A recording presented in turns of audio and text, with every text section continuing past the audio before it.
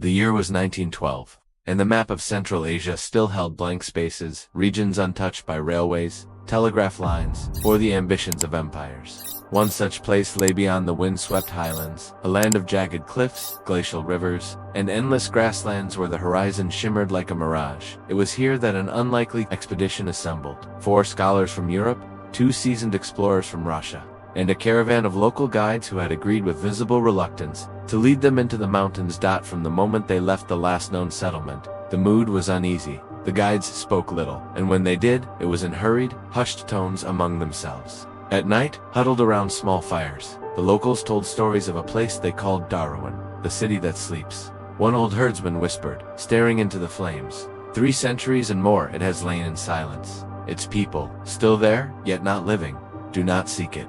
To enter Darwin is to join it. The Europeans exchanged skeptical glances. Professor Wilhelm Brandt, the expedition's leader, dismissed the tale as folk superstition dressed in poetry, but even he noticed the way the guides avoided looking north whenever the name was spoken. By the 5th day, the terrain grew harsher. The caravan moved through narrow passes where the wind howled like a living thing, and the ground was littered with the bleached bones of mountain goats. High above, dark clouds gathered, threatening snow, though it was late spring. That evening, they camped near a cliff overlooking a deep valley. As the scholars unpacked their instruments and journals, one of the guides approached Brandt. He was a man named Saran, with weathered skin and eyes that never seemed to settle. "You must turn back," Saran said quietly. "Tomorrow we reach the boundary. After that, the land does not belong to the living." Brandt smiled thinly. "And what, pray, is this boundary?" Saran hesitated, glancing toward the valley below. "You will know it when you see the stones. They are not ours. They are older than the mountains. We do not pass them." True to his word, they found the stones at midday. They rose from the earth in a jagged line, each taller than a man, carved with symbols no one could recognize. Lichen clung to their sides, and thin cracks ran like veins through the rock. But it was not the carvings that unsettled the explorers. It was the silence. Not the usual hush of a remote place, but a strange, heavy absence of sound. No bird calls, no rustle of grass. Even the wind seemed to die at the boundary, as though held back by an invisible wall. The guides refused to go further. They unpacked the supplies at the foot of the stones and prepared to return the way they had come. Brandt argued, offered more pay, even mocked their fears, but it was no use.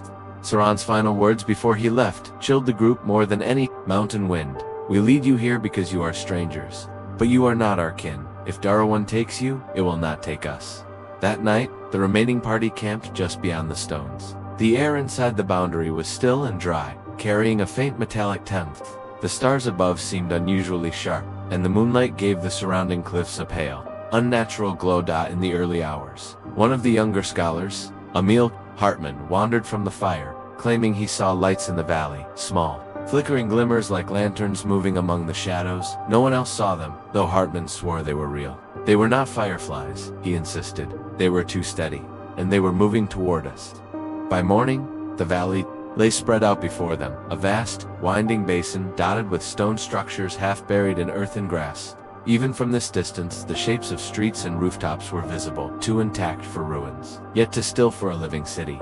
Brandt raised his field glasses, scanning the scene. "Gentlemen," he said slowly, "I believe we have found our By mid-morning, the expedition had descended into the valley. The silence deepened with every step, pressing against their ears until even their own breathing felt intrusive. The streets of Darwin unfolded before them, in perfect stillness. Narrow lanes paved with smooth dark stone wound between houses of pale limestone, their walls uncracked and roofs intact. Wooden doors hung on sturdy hinges, not warped or weathered, as though they had been built only yesterday. But there was something wrong. No birds perched on the rooftops. No weeds pushed between the paving stones. The air itself felt unmoving, like the space between breaths. Hartmann knelt beside a market stall, its surface littered with pottery bowls and rusted scales. Inside one bowl lay the withered husks of fruit, shriveled to papery shells, yet holding their shape, as if decay had been halted halfway through its work. "Impossible," murmured Dr. Marlowe, the group's archaeologist. "Organic matter should have disintegrated centuries ago." They moved deeper into the city. A child's wooden toy lay abandoned in the street. A loom stood in a doorway with a half-woven cloth still strung between its beams.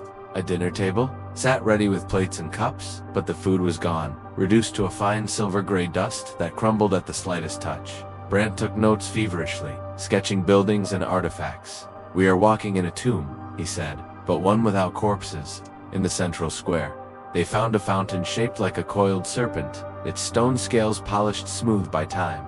Water no longer flowed, yet the basin was bone dry, not even stained by algae. Above the fountain loomed a grand building, columns carved with spirals and suns, its heavy bronze doors slightly ajar. They stepped inside and were met by a vast hall lined with tall arched windows. Dust motes hung in the air, suspended in the shafts of light like tiny frozen planets. On the walls were murals showing the city in its glory, markets bustling, musicians playing, festivals beneath starlit skies. But in the final panel, the colors darkened. The sky turned black, the stars vanished, and the people lay on the ground as though sleeping. In the center stood a hooded figure, its face hidden, one hand raised toward the heavens. Around its wrist coiled a chain that seemed to vanish into the void above. "This," Marlowe whispered, "is no simple ruin. This is a record of something deliberate." They split into pairs to explore nearby buildings. In one home, Hartman found an open book on a table, its pages brittle, but the ink sharp and unfaded. He could not read the script, but one word appeared repeatedly alongside drawings of 7 circles. Eshvar by late afternoon. The unease had grown heavy. Emil swore he heard footsteps behind him in the narrow lanes, though no one was there. Brant kept glancing over his shoulder, as if expecting someone to emerge from the shadowed doorways. It was then that they noticed the silver dust again, not just on food, but clinging faintly to windowsills, furniture, and even their boots. Under the setting sun, it caught the light and shimmered faintly, like frost. As they prepared to camp in the square, Hartman asked the question that had been gnawing at all of them. If the city's people are gone, where did they go? Number 1 answered. That night, as the fire burned low, Dr. Marlowe awoke to a faint glow outside. He crept to the fountain and saw them, tiny lights drifting slowly down the street, weaving between the buildings like ghostly lanterns. They moved with purpose, pausing now and then, as though searching. When he blinked, they were gone. The rain in Porto had a way of making the cobblestone streets look like polished black mirrors. Elias Carver stepped off the train into the damp, salt-tinged air, clutching the map case to his chest as though the leather tube were the only real thing in the world. Somewhere in the shadows of this coastal city, the truth waited for him, or perhaps something much worse. He had come to find the original archive where the map was stored before the auction in Lisbon. If the rumors were true, this was the last place where Templar artifacts had been, quietly catalogued by private collectors before disappearing into obscurity. The archive was not in any official registry. It was hidden beneath a modest old library on Rua das Flores, a place most tourists walked past without ever noticing. A bell above the door gave a low, tired ring as Elias stepped inside. The smell hit him first, paper so old it had begun to give off that sweet, almost almond scent of decay. The dim interior was lined with towering shelves. They were darkened by centuries of candle smoke. A figure emerged from between the shelves. A woman, perhaps in her late 60s, with sharp gray eyes and a librarian's posture. "You are here for something, old," she said, not as a question, but as though she had read it in his face. Elias hesitated. "I'm looking for a record. A map. Specifically.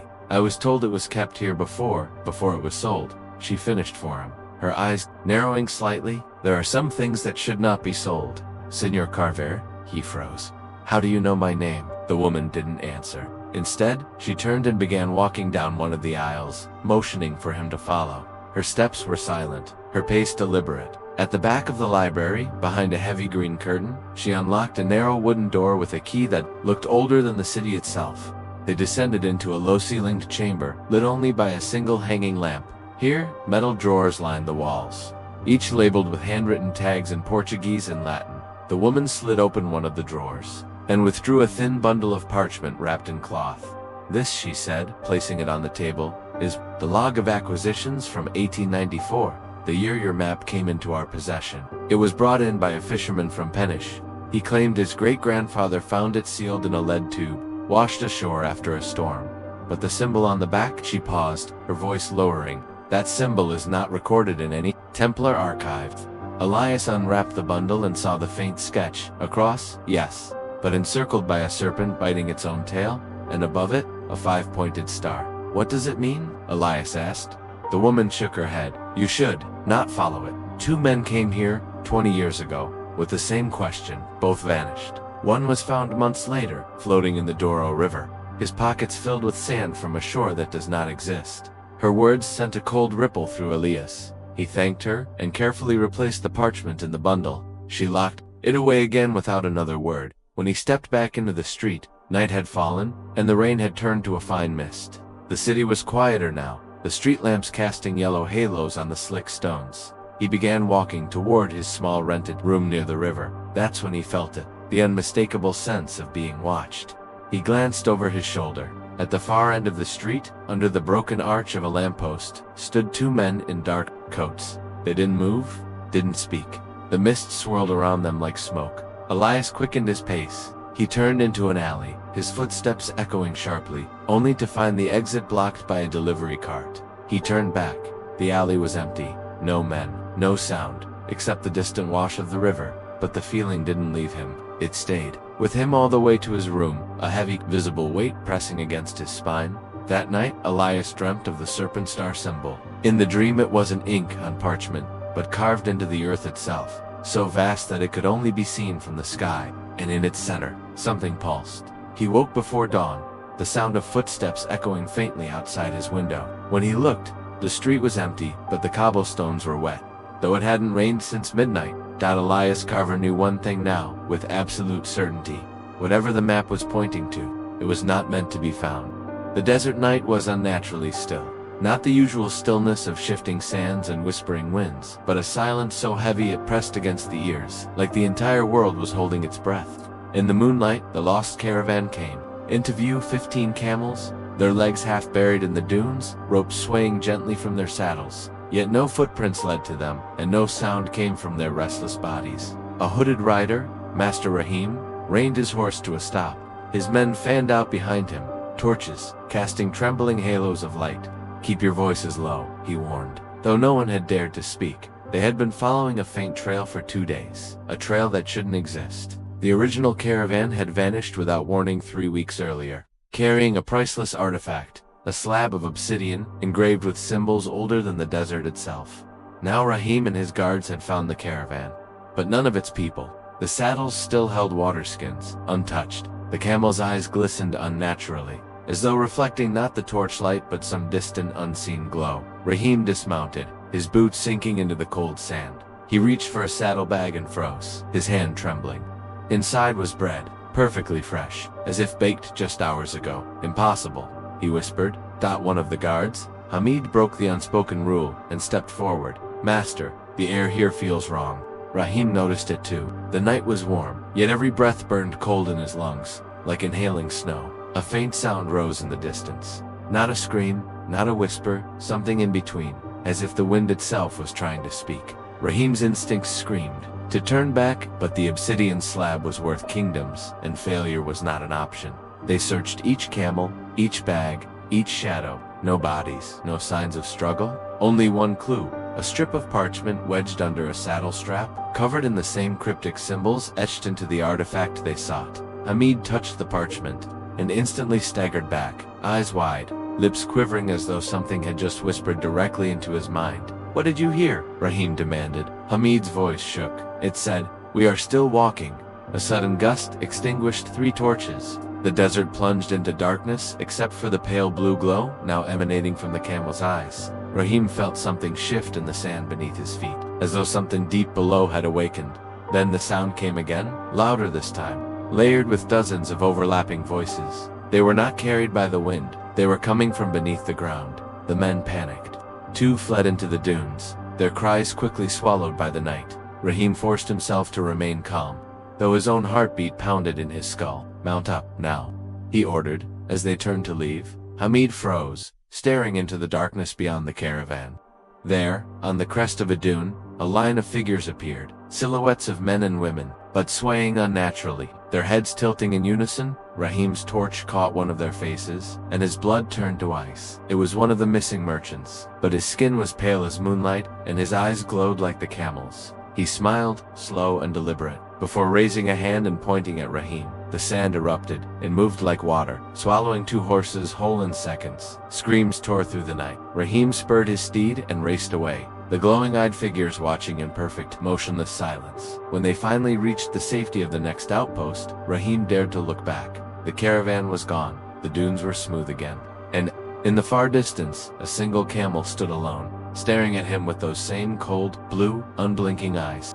The sun was barely a pale smear in the mist when Captain Moreno gave the order to move. They did not cross the River of Whispers. Instead, Extel led them upriver to a place where the current narrowed and twisted. Hidden under a web of tangled roots, the air was thick and damp, carrying a smell like rotting flowers. Birds had stopped calling.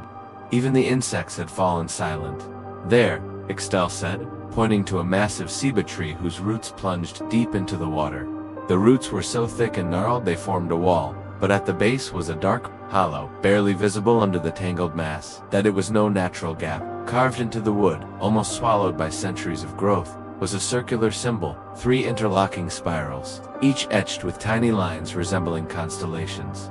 Elena brushed away moss with her glove. "This is an entrance," Moreno ordered the men to clear the way.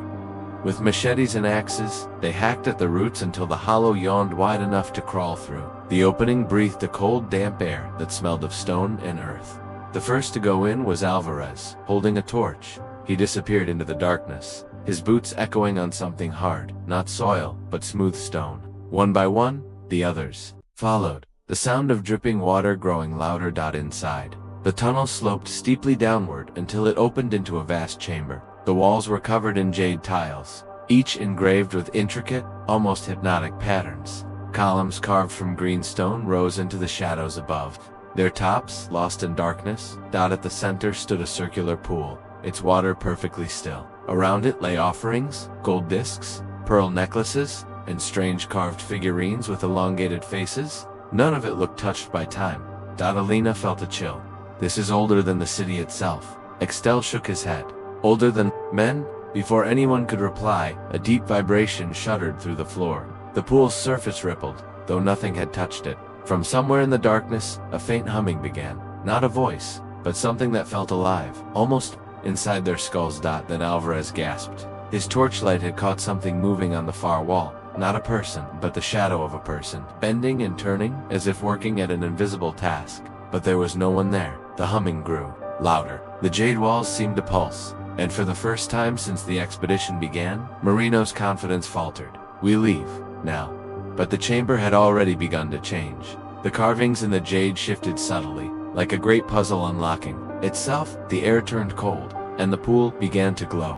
The glow from the pool spread across the chamber, casting shifting green light on the jade walls. It wasn't just illumination, it pulsed in slow, steady rhythms, like the beating of a colossal heart. No one spoke, even the sound of dripping water had stopped. The silence felt heavy, almost deliberate. Then, without warning, a section of the wall behind the pool slid away with a grinding moan. A narrow passageway appeared, its walls made of the same jade, but slick with condensation. The air that poured out was colder than ice, and it carried with it a faint, steady exhalation. Elena's eyes widened. "It's breathing." Moreno gritted his teeth.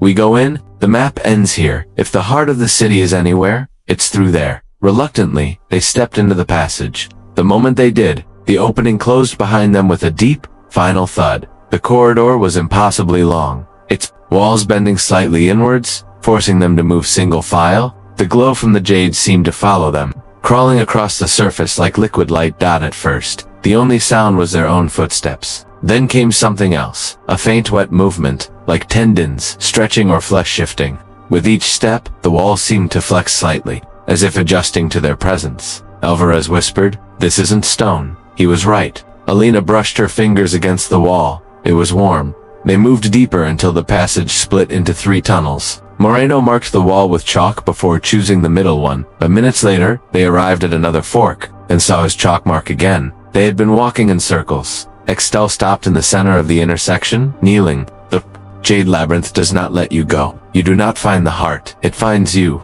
As if answering him, the glow around them intensified. The walls began to ripple, patterns twisting and reshaping into strange symbols that seemed to writhe when stared at. A low rumble filled the air, not from ahead, but from all around them. Then the floor shifted under their feet. It wasn't collapsing, it was moving, pushing them forward as the tunnels rearranged themselves like a living organism. Elena stumbled and looked back. The passage they had come from was gone, replaced by a smooth, seamless jade wall. They were being led somewhere the labyrinth wanted them to go. And from the darkness ahead, a sound rose, a deep, slow inhalation, as though the entire maze was drawing breath before speaking. The tunnel opened abruptly into a vast, circular chamber, so immense that the ceiling vanished into darkness. At the center stood a massive jade structure shaped like an open lotus, its petals curling upward and inward, cradling something that pulsed with a blinding green radiance. It was not an artifact. It was alive. The light flared in sync with a deep, resonant heartbeat that shook the floor beneath them. The sound was not heard through the ears. It reverberated directly through their bones. Alvarez stumbled backward, muttering, This is no treasure. This is the city itself." The air grew thick and heavy, every breath feeling like it was pulled through liquid. The walls of the chamber seemed to bow inward, as if the entire space was inhaling. Extel stepped forward, her voice trembling but steady. "The heart remembers. It has been waiting for its children to return." Marino's eyes darted around the room. "We're leaving now." But the labyrinth had other plans. The floor beneath them rippled, rising in long sinewy ridges. The jade petals around the heart began to close, slowly at first, then faster, as if shielding itself. From between the petals emerged tendrils, not vines, but polished jade that moved like muscle, twisting and writhing toward the intruders. One lashed out, wrapping around Alvarez's leg. He screamed as it dragged him toward the lotus. His boots scraped against the smooth floor, leaving no grip. Moreno lunged forward with his machete, hacking at the tendril. But each strike only chipped tiny flakes off the jade. The heart pulsed faster. With each beat, the walls quivered, and the glow grew almost blinding. The sound of breathing filled the chamber again, but now it was quick, urgent, as if the labyrinth was excited. Alina shouted over the deafening hum, "It's feeding. That's what it wants." Extel turned to her, eyes wide with realization. It needs life to keep beating. The last expedition, they never left because they became part of it. Suddenly, the tendril released Alvarez, not out of mercy, but because it had found something better. It slithered toward Alina. She ran, the chamber distorted, the exits folding shut like the petals of a flower. There was nowhere to go. Moreno made his choice. He pulled a small bundle of dynamite from his pack, a desperate plan from a desperate man. "If we can't kill it, we bury it," he roared. He lit the fuse. The heart reacted instantly, the glow flaring to a painful brightness. Tendrils shot forward, but Moreno ran straight toward the lotus, screaming, "Tell them, we found it." The blast shook the world. When the dust settled, there was no sign of Moreno. The lotus was shattered, its light dimming, but the heartbeat still echoed faintly, slow and patient. Alina and Alvarez staggered through a new passage that had opened in the chaos. They emerged into sunlight hours later, collapsing on the jungle floor. Behind them, the entrance to the labyrinth sealed over with jade, as if it had never been there. The heart would heal. It always did.